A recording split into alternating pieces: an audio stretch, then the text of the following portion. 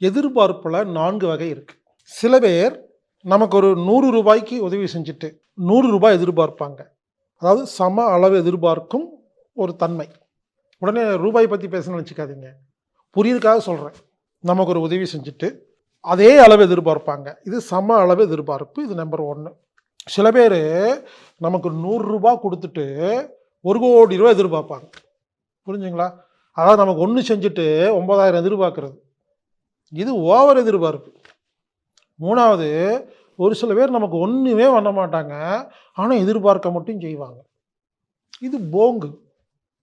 சில பேர் நம்மளை டிஸ்டர்ப் பண்ணிட்டு, நம்மளை நாசம் பண்ணிட்டு அதுக்கப்புறம் எதிர்பார்ப்பாங்க. என்னங்க அநியாயமாக இருக்குது.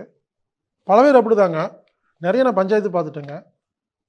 கணவர் மனைவியை போட்டு அவ்வளோ துன்பப்படுத்துவாருங்க, அவமானப்படுத்துவார், கேவலப்படுத்துவார், என்னென்னமெல்லாம் பண்ண முடியுமோ எல்லாம் பண்ணி வச்சு செய்வாருங்க.